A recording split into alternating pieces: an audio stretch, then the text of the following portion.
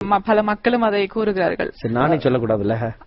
ஆமா, ரொம்ப பேர் அதை சொல்றாங்க. நல்ல நிகழ்ச்சிகள் தராதரமாக அந்த தொழில்நுட்ப இதா இருக்கு. அப்படி ஒரு எண்ணம் எப்படி உங்களுக்கு உருவானது?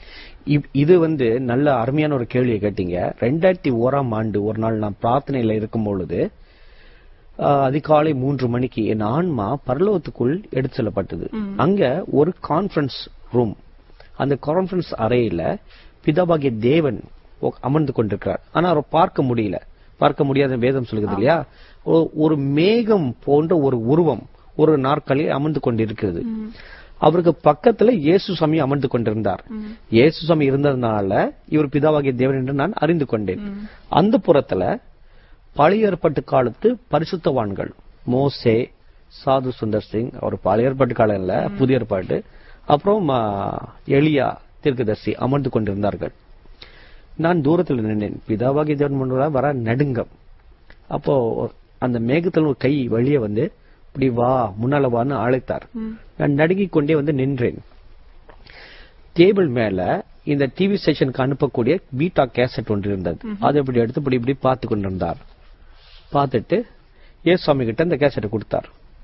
ஏசுவாமி அதை வாங்கி என்னை நோக்கி பார்த்து, நீ தயாரிக்கும் நிகழ்ச்சிகள் ரொம்ப அருமையாக இருக்குது, தரம் உயர்வாக இருக்குது. ஆனால் இன்று முதல் ஒரு காரியத்தை மனதில் வைத்துக்கொள். உன் மூலமாக இந்த தொலைக்காட்சி நிகழ்ச்சி உலகம் எங்கும் இனி போக போகிறது. நான் வித்தியாசமான ஒரு காரியத்தை செய்ய போகிறேன்.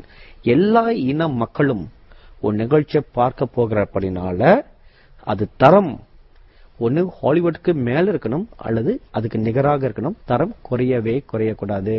இதை மனதில் வைத்துக்கொள் என்று சொன்னார்.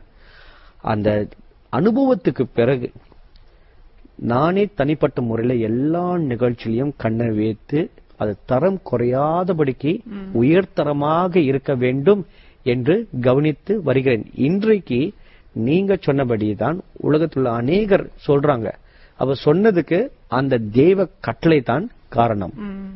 அப்படி நீங்க செய்வதால ரொம்ப பேர் பார்க்கக்கூடியதாக இருக்கின்றது. அதாவது ரட்சிக்கப்படாத பல மக்கள் கூட அந்த நிகழ்ச்சியை பார்க்கக்கூடியதாக. நிச்சயமாக ஏஞ்சல் டிவியை பார்க்கும் அநேக மக்கள்ல பெரும்பான்மை சைவ மக்க பிராமணர்கள், முஸ்லிம்கள் அநேக பேர் பாக்குறாங்க.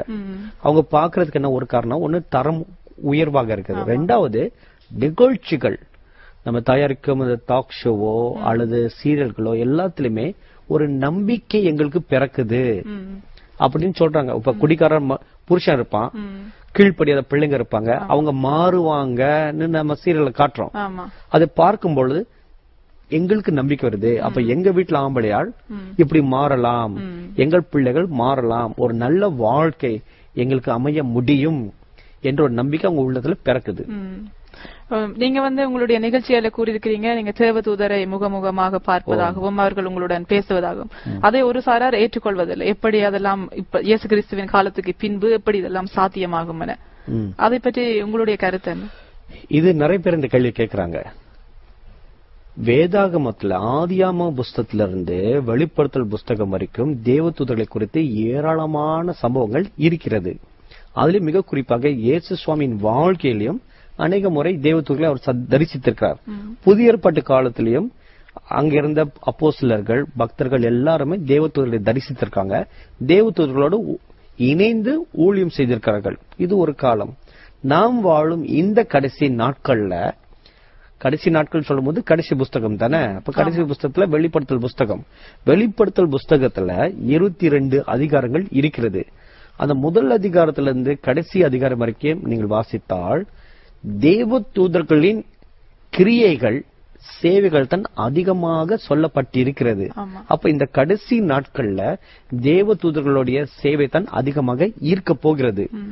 அப்படி இருக்க போகிறபடினால்தான் இந்த சேனலுக்கு ஏஞ்சல் டிவி என்று பெயரை சூடணும் என்று இயேசு சுவாமி எனக்கு சொன்னார். கடைசி காலம் இது தீர்க்கதரிசி, இந்த சேனல் தீர்க்கதரிசியாக இருக்க போகிறது. இது தீர்க்கதரிசியாக இருக்கிறபடினால தேவதூதர்கள் இணைந்து அவருடைய ராஜ்யத்தின் சுவிசேஷத்தை அறிவிப்பார்கள். அதனால் தான் நீங்கள் இரண்டாம் வருகை குறித்து கூடுதலான நிகழ்ச்சிகள் ஒளிபரப்பி வருகிறீர்கள். அது தேவன் கொடுத்த அழைப்பே இது.